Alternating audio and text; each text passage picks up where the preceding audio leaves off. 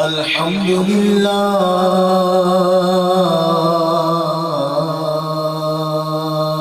ذي العزة والكبرياء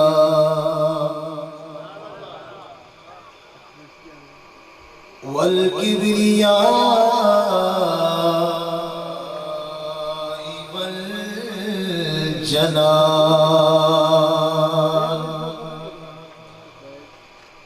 والثناء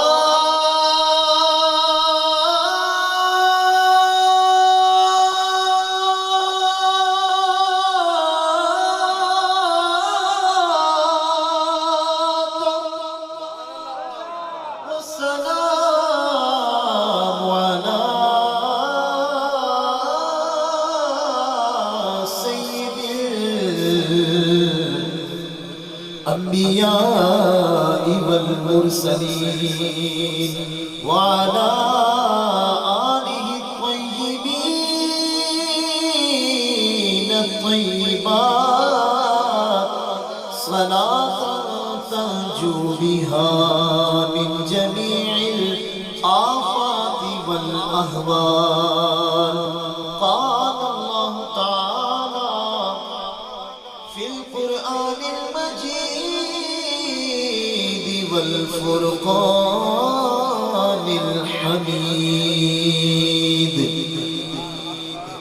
قل إن كنتم تحبون الله فاتبعوني يحببكم الله ويغفر لكم ذنوبكم والله غفور رحيم. قال الله تعالى في شان حبيبه مخبرا وآمرا: إن الله وملائكته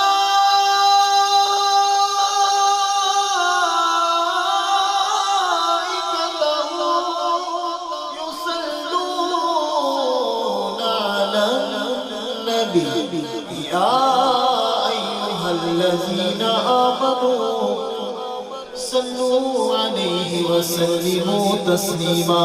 باواز بلند پڑھیے: الصلاة والسلام عليك يا سيدي يا رسول الله وعلى آلك وأصحابك يا حبيب الله. الصلاة والسلام عليك يا نبي الله وعلى آلك وأصحابك يا نور الله. پڑھیے: صلی اللہ علیہ یا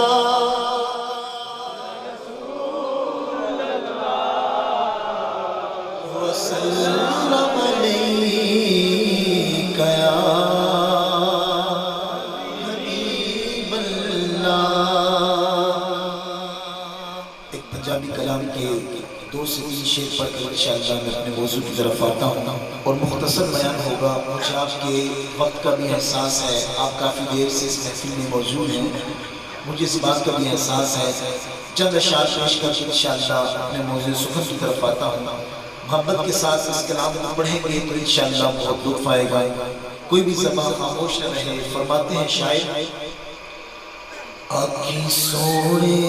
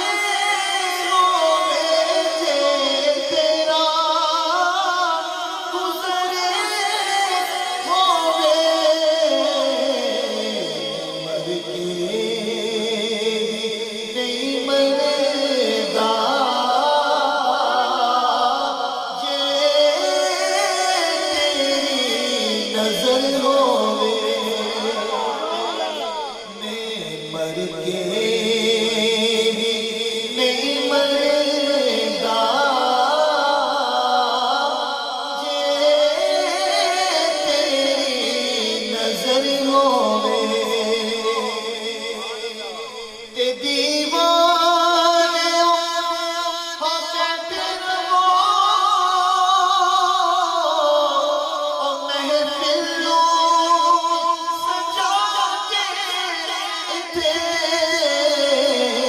شاید میرے آقا دا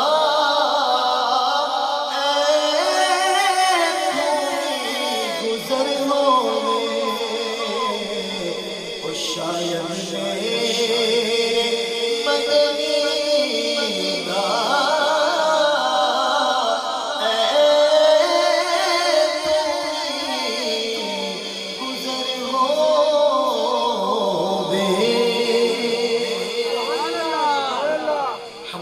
کے بعد عزیز سامعین بزرگوں دوستوں السلام علیکم ورحمۃ اللہ وبرکاتہ۔ الحمدللہ سب سے پہلے میں مبارکباد پیش کرتا ہوں ہمارے محترم بھائی محمد حفیظ الرحمان صاحب کو کہ جنہوں نے اتنی پیاری خوشی کے موقع پر اللہ تعالیٰ کی نافرمانی نہیں کی، حضور علیہ السلام کی محفل سجائی ہے، اپنے محبوب علیہ السلام کو یاد فرمایا ہے۔ اور یقیناً ایسے لوگ کہ جب کسی ایسی محفل میں جانا پڑتا ہے کہ جہاں پر کسی شادی کی محفل میں کوئی شادی کا سما ہو، اور ایسے سما میں جب کوئی بندہ حضور علیہ السلام کی یاد میں، آپ کی محبت میں، آپ کی چاہت میں محفل میلاد مصطفیٰ صلی اللہ علیہ وآلہ وسلم کا انعقاد کرتا ہے، یقین مانے انسان کے دل سے دعا نکلتی ہے کہ اللہ تعالیٰ تمہاری دنیا بھی اچھی کرے، اللہ تمہاری آخرت بھی اچھی کرے۔ دیکھیں آپ تو سب جانتے ہیں کہ جب ایسا سما ہوتا ہے کہ جس خوشی کے موقع پر ماں کی خواہش ہوتی ہے کہ ہمارا بیٹا ہے، ہم اس کی خوشی ہے، ہم سے جو ہو سکا ہم کریں گے، باپ کی تمنا ہوتی ہے ہمارا بیٹا ہے یہ دلہا بنے گا، ہم فلاں کام بھی کریں گے، فلاں بھی کریں گے، بڑے بڑے گناہوں کا ارتکاب کیا جاتا ہے۔ لیکن میں سلام پیش کرتا ہوں ایسے لوگوں کو کہ جب حضور علیہ السلام نے کو یہ نعمت عطا فرمائی، یہ بیٹے تمام جتنے بھی بیٹے اللہ نے عطا کیے حضور کے صدقے عطا کیے، تو سلام عقیدت پیش کرتا ہوں کہ یہ شادی کے موقع پر کنجروں کو نہیں نچاتے بلکہ حضور کی محفل سجا کر بیٹھ جائے گا۔ اور یقیناً جس گھر کے اندر جس خوشی کی ابتدائی اللہ تعالیٰ کے ذکر سے ہوتی ہے، آپ مجھے بتائیں کہ اس گھر کے اندر شیطان کیسے داخل ہو سکتا ہے؟ جس گھر میں خوشی کی ابتدا اللہ اور رسول کے نام سے ہو، حضور کی آمد کے نعرے لگائے جائیں، حضور کی محبت کے عقیدے پڑھے جائیں، عقیدت اور محبت میں سلام پیش کیا جائے، آپ مجھے بتائیں کہ اس گھر کے اندر لڑائی جھگڑے کیسے ہو سکتے ہیں؟ اور کتنے ایسے گھر ہیں کہ جن گھروں کے اندر جن کی شادی کی ابتدا گناہوں سے ہوئی، اور اس گناہ کی ایسی پھٹکار لوگوں پر پڑی کہ جس کی وجہ سے گھر کے اندر لڑائی جھگڑے، آفات اور بلیجات کا داخل ہو جانا، آپس میں نا اتفاقی، بے چینی اور بے قراری داخل ہو گئی۔ لیکن یاد رکھیں کہ جب کوئی بندہ اللہ اور اس کے رسول کو چاہے خوشی کا موقع ہو چاہے غم کا موقع ہو، جب وہ محفل سجا کر بیٹھ جاتے ہیں تو اللہ تعالیٰ ان کی دل کی مرادوں کو پورا فرما دیتا ہے۔ آپ کے سامنے قرآن مجید فرقان حمید کی تلاوت کرنے کا شرف حاصل ہوا ہے، جس میں اللہ تبارک و تعالیٰ نے اہل ایمان کو متنبہ فرمایا ہے، اہل ایمان کو تنبیہ فرمائی ہے۔ اللہ فرماتا ہے قل اے محبوب آپ فرما دیجئے ان کنتم تحبون اللہ، اگر تم اللہ سے محبت کرتے ہو فاتبعونی، تو مجھ محمد کی اتباع کرو۔ مولا پھر کیا ہوگا؟ اللہ فرماتا ہے جب تم حضور علیہ السلام کی اتباع کرو گے یحببکم اللہ، تو اللہ بھی تم سے محبت فرمائے گا۔ مولا پھر کیا ہوگا؟ اللہ فرماتا ہے جب رسول اللہ کی اتباع کو لازم پکڑ لو گے، حضور کی پیروی کو لازم پکڑ لو گے، حضور کی اتباع پر عمل کرنا شروع کر دو گے، تو پھر یحببکم اللہ، اللہ تم سے محبت فرمائے گا۔ مولا پھر کیا ہوگا؟ اللہ فرماتا ہے یحببکم اللہ ویغفر لکم ذنوبکم، اللہ تم پر یہ کرم فرمائے گا کہ تم سے محبت بھی فرمائے گا، تمہارے سارے گناہوں کو معاف فرما دے گا۔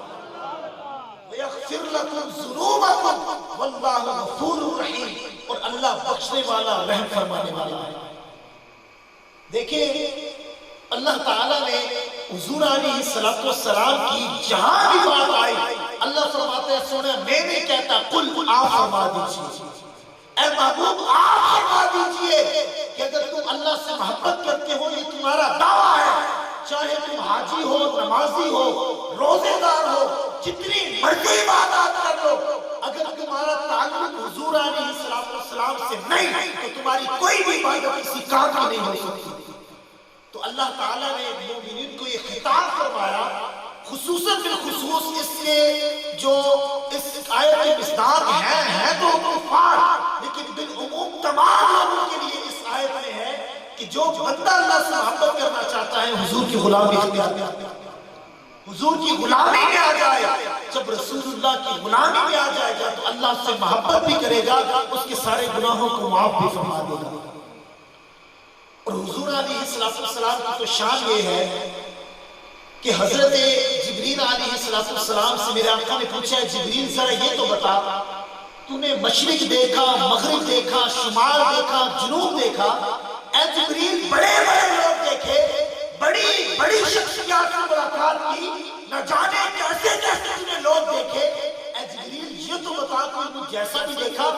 عرض کرتے ہیں یا رسول اللہ میں نے مشرق دیکھا، میں نے مغرب دیکھا، آقا میں نے شمال بھی دیکھا، میں نے جنوب بھی دیکھا، بڑے بڑے حضرت لوگ دیکھے، بڑے بڑے جو ہے وہ خوبصورت کہنے والے دیکھے، پر یا رسول اللہ اتنا کچھ دیکھنے کے بعد یا رسول اللہ آپ جیسا حسین مجھے کوئی نظر ہی نہیں آیا، آپ جیسا پیارا کوئی نظر ہی نہیں آیا۔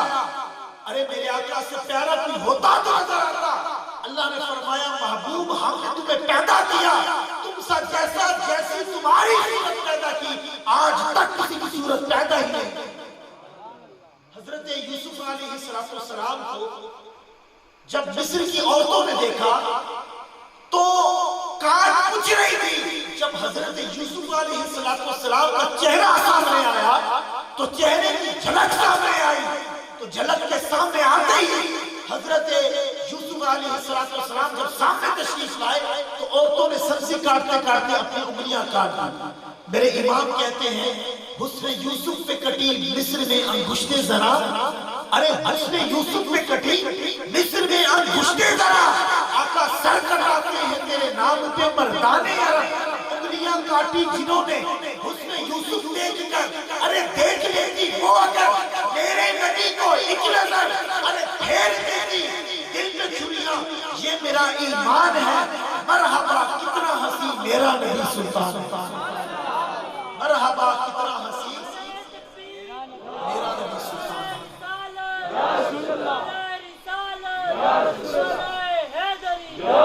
اللہ تعالیٰ نے حضور علیہ السلام کو جو کمال عطا فرمایا، جو مرتبہ عطا فرمایا، جو حسن عطا فرمایا، میرے آقا علیہ السلام سر سے لے کر پاؤں تک نور ہی نور تھے، نور ہی نور تھے، جہاں سے میرے آقا گزر جاتے میرا آقا علیہ السلام کے جسم مبارک سے ایسی خوشبو آتی تھی، حضور جس رستے سے گزر جاتے جو حضور کو دیکھتا حضور کو ڈھونڈنا چاہتا، حضور کے پیچھے جاتا اسے حضور مل جاتے۔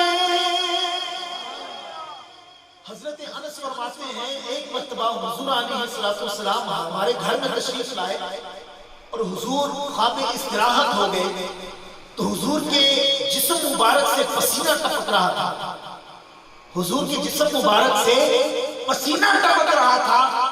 آپ فرماتے ہیں کہ میری والدہ بی بی ام سلیم نے ایک شیشی لی اور شیشی لے کر حضور کا پسینہ اس شیشی کے اندر ڈالنا شروع کر دیا۔ جب حضور علیہ السلام متوجہ ہوئے تو حضور نے ام سلیم سے پوچھا کہ بی بی یہ کیا کر رہی ہو؟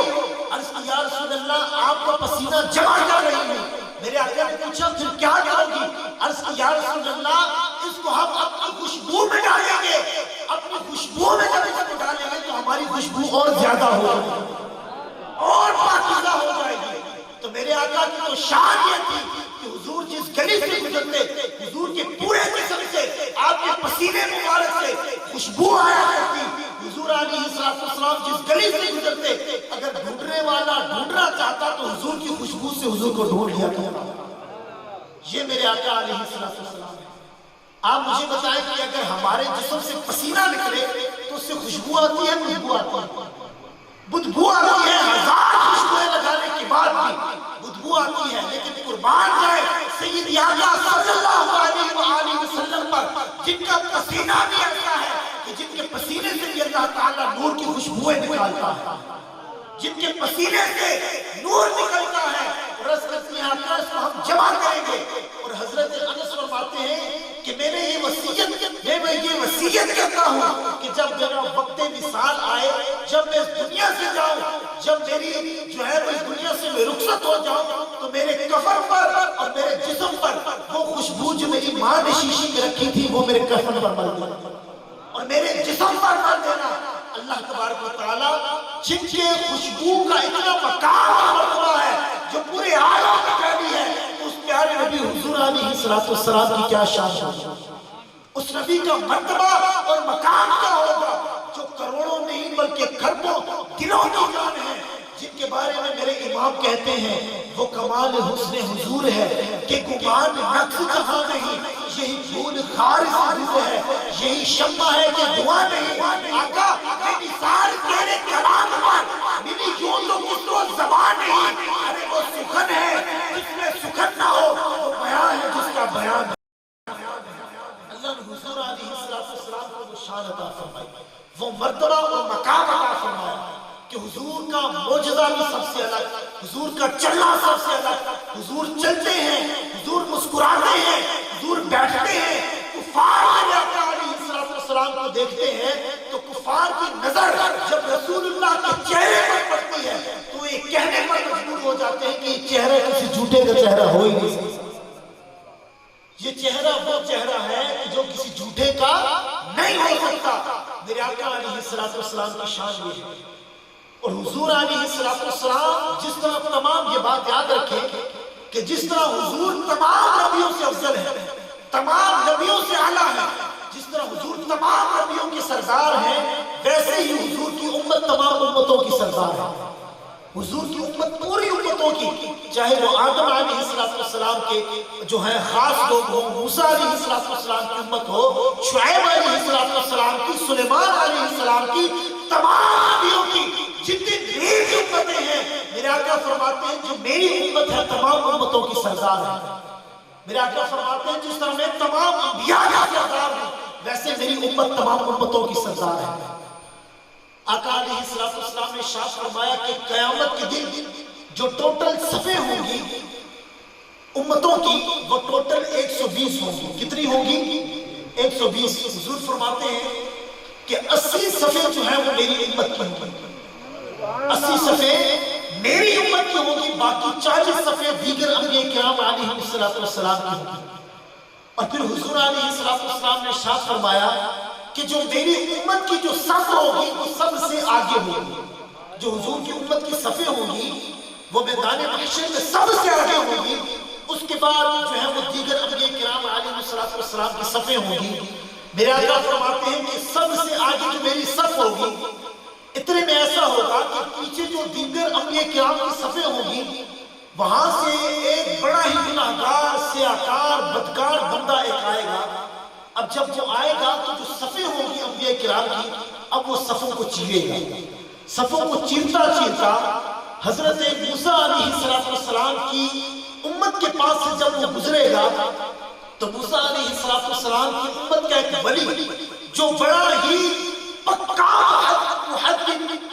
موافق اور حضور علیہ السلام سے آمد سے پہلے جن کی حضرت موسیٰ علیہ السلام نے آمد کی خوشخبریاں دی، پکا وہ شخص موحد ہوگا اور وہ کہے گا کہ اے شخص تو کہاں جا رہا ہے، تو تو بڑا سیاہکار، بڑا بدکار، بڑا گناہگار ہے، جبکہ میں اللہ کا ولی ہوں، تو آگے نہیں جا سکتا، تو پیچھے جا، تیری جگہ پیچھے ہے۔ جب وہ یہ بات سنے گا تو وہ اس کی بازو پکڑ کر نیچے بٹھا دے گا۔ اتنے میں اللہ تعالیٰ کی طرف سے آواز آئے گی کہ اے موسیٰ علیہ السلام کی امت کے ولی، یہ کوئی عام بندہ نہیں، اسے آنے دے، یہ حضور علیہ السلام کا امت ہے، یہ حضور سے پیار کرنے والا ہے، بظاہر چاہے کہ بڑا گناہگار ہے، سیاہکار ہے، جیسا بھی ہے، لیکن حضور سے پیار کرنے والا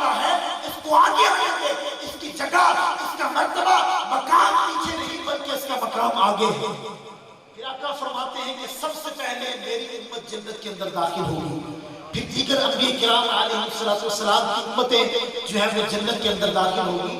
تو ہم جس نبی سے پیار کرتے ہیں وہ نبی اتنی شانوں والا ہے کہ وہ خود تمام انبیاء کے سردار، اور جو اس کی امت ہے تمام امتوں کی سردار۔ اور حضور علیہ السلام آپ تو اللہ کے ایسے نبی ہیں جو خاص طور پر پوری انسانیت کی تمام کتابیں کھنگال والی ہے۔ کوئی ایسی ہستی نہیں ملے گی، کوئی ایسا بندہ نہیں ملے گا، کوئی ایسا بادشاہ نہیں ملے گا، کوئی ایسا وزیر نہیں ملے گا، کوئی ایسا بشیر نہیں ملے گا جس کے ایک ایک لمحے کو محفوظ کیا گیا ہو۔ وہ چلتے کیسے تھے، وہ بیٹھتے کیسے تھے، وہ تکتے کیسے تھے، وہ سلام کیسے کیا کرتے تھے، وہ مسکرایا کیسے کرتے تھے، ارے جس کے لمحے لمحے کو، جس کی آنکھ کو محفوظ کیا گیا، وہ آپ کے اور میرے آقا حضور علیہ السلام کی ذات ہے۔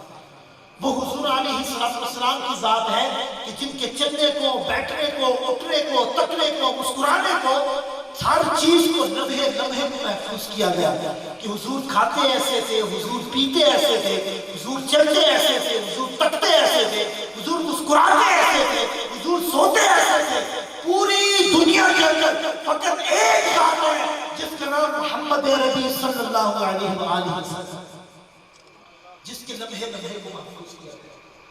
تو یاد رکھیں کہ اگر بندہ ساری زندگی حضور علیہ السلام کی تعریف کرتا رہے، آپ کی ثنا بیان کرتا رہے، آپ کے مراتب اور مقام بیان کرتا رہے، انسان کی عمر ختم ہو جاتی ہے لیکن حضور کے مراتب اور مقام ختم نہیں ہوتے۔ یا صاحب الجمال و یا سید البشر من وجهک المنیر لقد نقل القمر، آقا لا الہ الا اللہ کما کان حقہ، بعد از خدا بزرگ توئی قصہ مختصر، بعد از خدا بزرگ توئی قصہ مختصر، حسینہ جمیلہ کا منہ موڑ دیتا، محمد بڑا کے قلم توڑ دیتا۔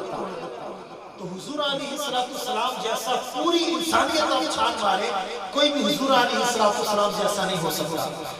اللہ فرماتا ہے محبوب ہم نے آپ کو پیدا کیا، آپ کے جو حسن کے پردے ہیں وہ 70,000 ہیں۔ میرے آقا خود فرماتے ہیں جو میرے حسن کے پردے ہیں 70,000 پردے ہیں، اللہ نے فقط ایک پردہ حسن کا میرا کھولا ہے، فقط ایک پردہ حسن کا کھولا ہے۔ اور حضور کو دیکھ کر، ارے عرب کے لوگ وہ تھے، ارے جنہوں نے، عورتیں تو وہ تھی جنہوں نے یوسف کو دیکھ کر انگلیاں کاٹ کرا دی، لیکن میرے آقا کا ایک حسن کی جھلک یہ ہے کہ میرے آقا کو دیکھ کر لوگ اپنی جانیں قربان کر دیا کرتے ہیں۔ میرے آقا نے پوچھا میرے صحابہ ذرا یہ تو بتاؤ کہ عجب ایمان کس کا ہے، تعجب والا ایمان، حیرت انگیز ایمان کس کا ہے؟ صحابہ کرام نے عرض کی یا رسول اللہ صلی اللہ علیہ وآلہ وسلم انبیاء کرام کا۔ تو حضور علیہ السلام نے فرمایا میرے صحابہ انبیاء کا ایمان عجب کیسے ہو سکتا ہے، تعجب والا کیسے ہو سکتا ہے، وہ تو اللہ کے منتخب کرتا ہے، ان کا ایمان عجب کیسے ہو سکتا ہے؟ تو صحابہ عرض کرنے لگے یا رسول اللہ پھر فرشتوں کا ایمان عجب ہے۔ میرے آقا نے فرمایا میرے صحابہ فرشتوں کا ایمان بھی عجب کیسے ہو سکتا ہے، وہ بھی اللہ کی حمد کرنے والے ہیں، اللہ کے منتخب کرتا ہے، کوئی سجود میں ہے، کوئی رکوع میں ہے، کوئی سجدے میں ہے، ان کا ایمان عجب کیسے ہو سکتا ہے؟ تو صحابہ کرام عرض کرنے لگے یا رسول اللہ صلی اللہ علیہ وآلہ وسلم واللہ ورسولہ اعلم، پھر اللہ اور اس کا رسول زیادہ بہتر جانتے ہیں۔ تو میرے آقا علیہ السلام نے فرمایا انشاءاللہ آپ سنیں گے تو آپ کو مزہ آ جائے گا، اور دیکھیں کہ آپ کس طرح سے سبحان اللہ کی آواز بلند کرتے ہیں۔ میرے آقا علیہ السلام نے فرمایا میرے صحابہ نہ انبیاء کا ایمان عجب ہے نہ فرشتوں کا ایمان عجب ہے۔ عرض کیا آقا پھر کس کا ایمان عجب ہے؟ میرے آقا نے فرمایا اے میرے صحابہ ان لوگوں کا ایمان عجب ہے جنہوں نے مجھے دیکھا نہیں ہوگا، میرے بعد آئیں گے، لیکن جب میرا نام لیا جائے گا تو میرے نام پر اپنی جان بھی قربان کر دیں گے، میرے نام پر اپنی جان بھی قربان کر دیں گے اور جان کی پرواہ نہیں کریں گے۔ ارے پوچھنے لگا مولانا صاحب کوئی مثال تو دیجئے، کوئی ایگزامپل تو پیش کیجئے۔ میں نے کہا ہاں گھبرانے کی بات نہیں، بے چین ہونے کی بات نہیں، ہم پنڈی سے باہر نہیں جائیں گے۔ اگر دیکھنا ہے تو میرے ممتاز آدمی کو دیکھ لو، اگر دیکھنا ہے ممتاز آدمی کو دیکھ لو، غازی مجد شہید کو دیکھ لو کہ جن پر اللہ نے یہ کرم کیا ہے، جنہوں نے حضور کے نام پر اپنی جان قربان کر دی اور عرض کیا کیا کروں تیرے نام پہ جان فدا، نہ بس ایک جان تو جہان فدا، تو جہاں سے بھی نہیں جی بھرا، کروں کیا کروڑوں جہاں نہیں، کروں کیا کروڑوں جہاں نہیں۔ تو ہم اس کریم آقا کے ماننے والے ہیں، اس آقا سے محبت کرنے والے ہیں جو فرماتے ہیں کہ میرے غلاموں اگر قیامت میں بھی مجھے گزرنا ہوا تو 3 جگہوں پر میں ملوں گا، یا پل صراط پر ہوں گا، یا حوض کوثر پر ہوں گا، یا میرے آقا علیہ السلام ارشاد فرماتے ہیں کہ یا پل صراط پر ہوں گا، اگر مجھے ڈھونڈنا ہوا تو ان 3 جگہوں پر تلاش کر لینا۔ اور میرے آقا وہ آقا ہے کہ جب آپ اس دنیا میں تشریف لاتے ہیں تو دنیا میں تشریف لانے کے بعد آپ کا سر سجدے میں ہے، آپ کا سر جھکا ہوا ہے، آپ کے لبھائے مبارکہ متبرکہ سے جو الفاظ جاری ہیں وہ کیا ہیں؟ اللہم اغفر لی امتی، اللہم ربی حب لی امتی، اے اللہ میری امت کو بخش۔ وہ نبی کے جنہوں نے ساری زندگی اپنی امت سے پیار کیا، چاہے نماز ہو، تہجد ہو، نوافل ہو، اگر خدا سے مانگا ہے تو آپ کی اور میری بخشش کو مانگا ہے، آپ کی اور میری نجات مانگا ہے۔ اور حضور علیہ السلام کی ہم کتنی شان بیان کریں، مجھ جیسا ناکارہ بندہ اگر ساری زندگی بیان کرتا رہے، انسان کی زبان تھک سکتی ہے، عمریں ختم ہو سکتی ہیں، کاغذ ختم ہو سکتا ہے، قلم ختم ہو سکتا ہے، لیکن جو مرتبہ اور مقام اللہ نے حضور کو عطا کیا ہے، اگر بندہ ساری زندگی بیان کرتا رہے تو عمر تو ختم ہو جائے گی، لیکن میرے آقا کا مقام ختم نہیں ہوگا۔ بندہ حضور کی تعریف کی جو تعریف کا حق نہیں کر سکتا، جو اللہ نے حضور علیہ السلام پر انعام کیا ہے کرام نے۔ حضرت ابو قتادہ رضی اللہ تعالیٰ عنہ بڑے ہی پیارے صحابی ہیں، آپ فرماتے ہیں کہ ایک مرتبہ ایسا ہوا کہ میں جنگ کر رہا تھا، بس 5 منٹ میں لوں گا پھر میں ختم کرتا ہوں۔ آپ فرماتے ہیں میں جنگ کر رہا تھا، دوران جنگ میری آنکھ کے اندر تیر لگ گیا، جب تیر لگا تو وہ تیر اتنا سخت تھا کہ آنکھ میں لگنے کی وجہ سے میری آنکھ باہر آئی، اور جب آنکھ باہر آئی تو میں نے آنکھ کو اپنے ہاتھ پر رکھ لیا، اور جب آنکھ کو ہاتھ پر رکھا حضرت قتادہ فرماتے ہیں میں بارگاہ رسالت میں حاضر ہوں، عرض کی یا رسول اللہ صلی اللہ علیہ وسلم میں شادی ہوئی ہے، یا رسول اللہ میں جنگ کر رہا تھا، تیر میری آنکھ میں لگ گیا، یا رسول اللہ نظر کرم فرمائیے۔ میرے آقا نے فرمایا اے ابو قتادہ گھبرانے کی بات نہیں، بے چین ہونے کی بات نہیں، میرے آقا نے لعاب تحت ان کی آنکھ پر لگا کر فٹ کر دیا۔ حضرت قتادہ فرماتے ہیں میری آنکھ ایسے ہو گئی جیسے کبھی نکلی ہی نہیں تھی، اور آپ فرماتے ہیں مجھے اس آنکھ سے پہلے سے زیادہ تیز نظر آنا شروع ہو گیا، پہلے سے زیادہ مجھے نظر آنا شروع ہو گیا، پہلے میں جہاں تک دیکھتا تھا اب میں وہاں سے بھی آگے دیکھتا تھا۔ یہ حضرت قتادہ رضی اللہ تعالیٰ صلح حدیبیہ کا مقام ہے، حضور علیہ السلام کے صحابہ تشریف فرما ہے، تو اتنا پانی بھی نہیں صحابہ کے پاس کہ وہ وضو کر سکیں یا پی سکیں۔ عرض کی بارگاہ رسالت میں حاضر ہوئے، عرض کی یا رسول اللہ نماز کا وقت ہے اور ہمارے پاس پانی موجود نہیں، یا رسول اللہ نظر کرم فرمائیے۔ تو میرے آقا علیہ السلام نے یہ نہیں فرمایا میرے صحابہ مجھ سے کیوں مانگتے ہو، میرے پاس کیوں آتے ہو، مصلی بچھا لو، اللہ سے مانگو، میرے پاس کیوں آتے ہو، نماز استسقاء پڑھ لو، اللہ تمہیں پانی عطا فرمائے گا۔ نہیں، لیکن صحابہ کا یہ عقیدہ تھا اگر اللہ کچھ بھی عطا فرماتا ہے تو حضور کے صدقے میں عطا فرماتا ہے، حضور کے صدقے عطا فرماتا ہے۔ تو صحابہ فرماتے ہیں کہ حضور نے فرمایا کہ جو کچھ تمہارے پاس ہے وہ لے آؤ۔ تو حضور علیہ السلام کی بارگاہ میں تھوڑا سا پانی پیش کیا گیا، صحابہ کرام فرماتے ہیں وہ اتنا بھی پانی نہیں تھا کہ جس میں انگلیوں کے پورے بھی جو ہیں وہ اس میں گیلے ہو جائیں۔ کہتے ہیں کہ حضور علیہ السلام نے اس مبارک برتن کے اندر اپنا ہاتھ رکھ دیا، جب اس کے اندر حضور نے اپنا ہاتھ رکھا اب پانی بالکل نہیں تھا، نہ پینے کے لیے، نہ وضو کرنے کے لیے، نہ جانوروں کو پلانے کے لیے۔ بارگاہ رسالت میں حاضر ہوئے، برتن لے کر حضور نے اپنا دست اقدس اس کے اندر ڈالا۔ صحابہ فرماتے ہیں کہ اللہ کا ایسا کرم ہو گیا फवारे निकलना शुरू हो गए। हुजूर की पांचों उंगलियों से फवारे निकलना शुरू हो गए। मेरे इमाम सैयद आला हजरत बरेली के इमाम बोल उठा, क्या हिफ्ज़ो क़फ़ज़ा शफ़ाअत है तुम्हारी वाह वाह, कर्ज लेती है गुनाह परहेज़गारी वाह वाह, उंगलियां हैं फैज़ पर टूटे हैं प्यासे झूम कर, अरे नदियां पंजाब रहमत की है जारी वाह वाह, उंगलियां हैं फैज़ पर टूटे हैं प्यासे झूम कर, नदियां पंजाब रहमत की है जारी वाह। इमाम राज़ी फरमाते हैं और इसके अलावा दीगर मुहद्दिसीन ने लिखा कि ये बहुत बड़ा मौजज़ा है कि हुजूर की उंगली मुबारक से अल्लाह ताला के हुक्म से पानी के चश्मे निकलना शुरू हो गए। तो फिर सहाबा किराम ने सैराब होकर पूछा सहाबा तुम कितने थे? फरमाया 1300 थे, अगर हम 20,000 भी होते तो ये पूरा पानी हमें किफायत कर जाए। तो जिस नबी से हम प्यार करने वाले हैं उनके इतने मरातिब, इतने मकाम, और सारी रात अगर उन्होंने मांगा है तो आपकी और मेरी बख्शिश को मांगा है। लेकिन आज अगर गौर किया जाए तो हम मुसलमानों की वल्लाह बहुत हालत खराब है। न हम नमाज की तरफ आते हैं, न रोज़ों की तरफ आते हैं, न वालिदैन की फर्मा बरदारी करते हैं, वालिदैन की नाफरमानी करते हैं, बीवियों पर जुल्म करते हैं, न पड़ोसी का लिहाज है, सूद का काम चल रहा है, ज़कात नहीं देते, अल्लाह ने माल दिया हज भी करते। तो ये जितनी चीजें हैं ये सब हुजूर अलैहिस्सलाम लेकर कि जो रब का हलाल है उसको हलाल समझो और जो हराम है उसको हराम समझो। मोहतरम सामीन हज़रात, आज इस महफिल के अंदर आप हफीजुर रहमान साहब की शादी के सिलसिले में आप तशरीफ लाए तो इस महफिल से कुछ ना कुछ लेकर उठे, कुछ ना कुछ सबक जरूर लेकर उठे।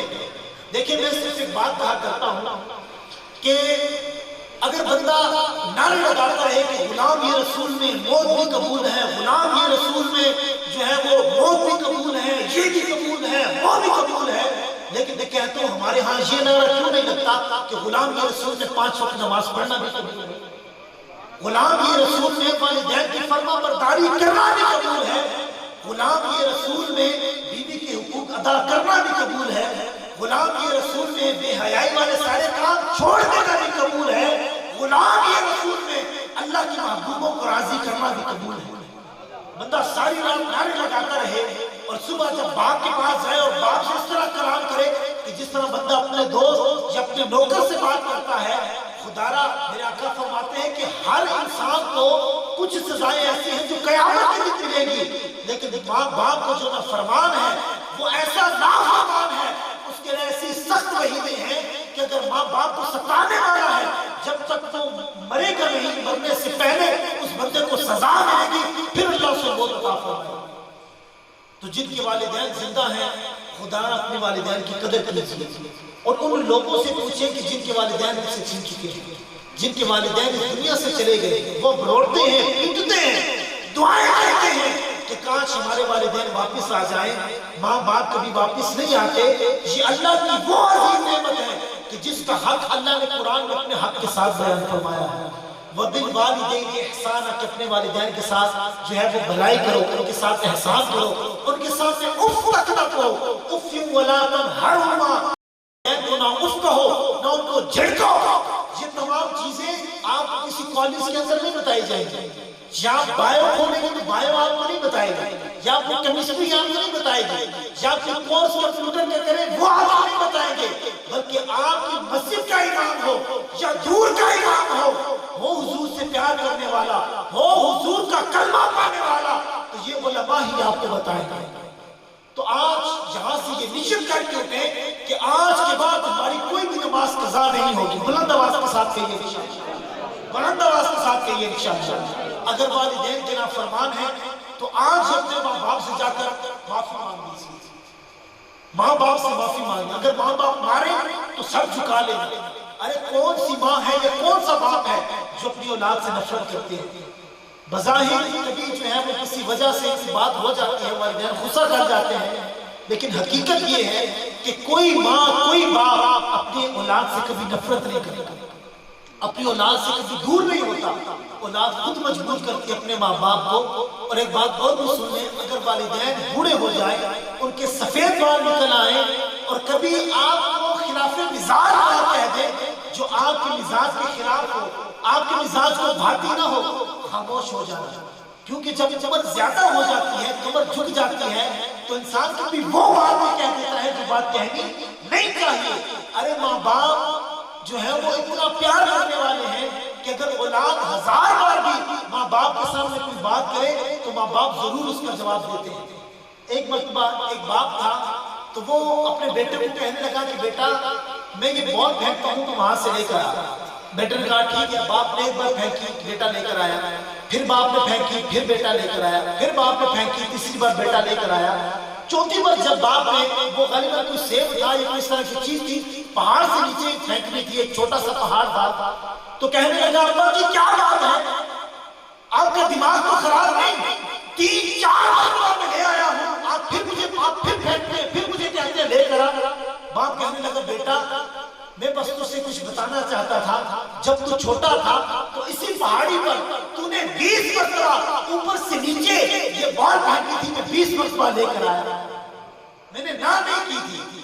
تو آج وہ ماں باپ کی جو ساری زندگی اپنی اولاد کو پالتے ہیں، ساری زندگی اپنی اولاد سے پیار کرتے ہیں، باپ صبح سے لے کر رات تک، شام سے لے کر رات تک اگر کماتا ہے تو اپنی اولاد کے لیے کماتا ہے۔ میں کہتا ہوں کتنی بدنصیب ہے وہ اولاد جو بڑے ہو کر اپنے ماں باپ کو تانے دیتی ہے اور کہتی ہے بجی آپ کو کچھ پتہ ہی نہیں، یہ جدید دور ہے، جدید دور۔ ماں تو کہتا ہے بجی آپ کو کچھ نہیں پتہ۔ ارے تمہارے ماں باپ تو تب بھی اولاد کیا کہتی ہے آپ کو ہماری بات سمجھ نہیں آتی، کیا کہتی ہے آپ کو ہماری بات سمجھ نہیں آتی۔ ارے میں کہتا ہوں نادان، تمہاری بات تمہارے ماں باپ کو تب بھی سمجھ آتی تھی جب تمہیں بولنا نہیں آتا، جب تمہیں بولنا نہیں آتا تھا، تمہاری توتلی زبان تھی، تمہاری ماں سمجھ جاتی تھی کہ میرا بیٹا اس سے کیا مانگا۔ آج تم جوان ہو گئے، تمہاری شادی ہو گئی، تمہاری بیوی آ گئی، تم نے اپنے ماں باپ کو چھوڑ دیا۔ خدا را اپنے والدین کی قدر کیجیے۔ ایک بچہ، ایک نوجوان اپنے باپ کو اولڈ ہاؤس کے اندر لے کر گیا، اور جب اولڈ ہاؤس کے اندر لے کر گیا تو دروازے کمرہ سا تھا، تو کہنے لگا کہ باپ نے کہا بیٹا مجھے ذرا پنکھا لگوا دینا۔ تو اس نے کہا باپ جی کیوں پنکھا کیوں لگوا دوں؟ اس نے کہا کہ میرا باپ جب مجھے چھوڑ کر گیا تھا تب اس نے بھی مجھے پنکھا نہیں لگوا کر دیا تھا۔ مراد کیا ہے کہ جیسی اولاد اپنے ماں باپ کے ساتھ کرے گی اس کی آنے والی اولاد اسی کے ساتھ ایسے ہی کرے گی۔ تو خدا را اگر والدین سے ناراض ہیں، والدین ناراض ہونے والی چیز نہیں ہے۔ کیا بندہ والدین سے بھی ناراض رہ سکتا ہے؟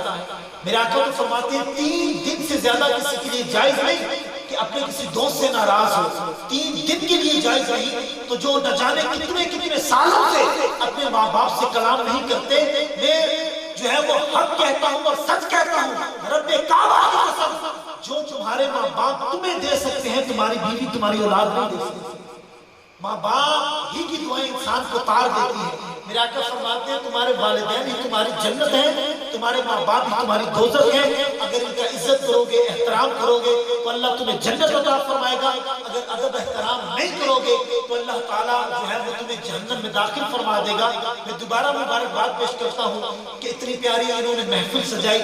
اللہ تعالیٰ سے دعا ہے کہ اللہ تعالیٰ ہم سب کو، اور آپ انہیں میں دعوت دوں گا کہ اگر شادی کا سما ہو تو ان کو نہ بلائیں کہ جن کو کچھ پتا نہیں، جن کی وجہ سے گھر کے اندر شیطان آتا ہے، جن کی وجہ سے گھر کے اندر بلائیں نازل ہوتی ہیں۔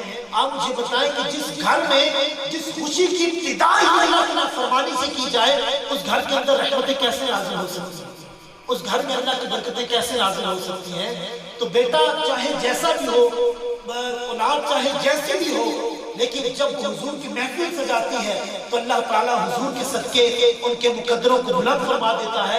اور میں دعا کرتا ہوں کہ اللہ تعالیٰ آپ کو ایمان والی زندگی عطا فرمائے، اللہ تعالیٰ آپ کو اولاد مدینہ عطا فرمائے، اور آپ جتنے احباب دور و نزدیک سے چل کر تشریف لائے آپ سب کو میں ویلکم کرتا ہوں، آپ سب کو میں دل کی اتھاہ گہرائیوں سے مبارکباد پیش کرتا ہوں کہ آپ اس محفل کے اندر لائے تو تشریف لائے۔ تو آج کے بعد انشاءاللہ پیارے بھائیوں کوئی بھی نماز آپ کی قضا نہیں ہونی چاہیے، نہیں ہوگی انشاءاللہ آپ نماز پڑھیں۔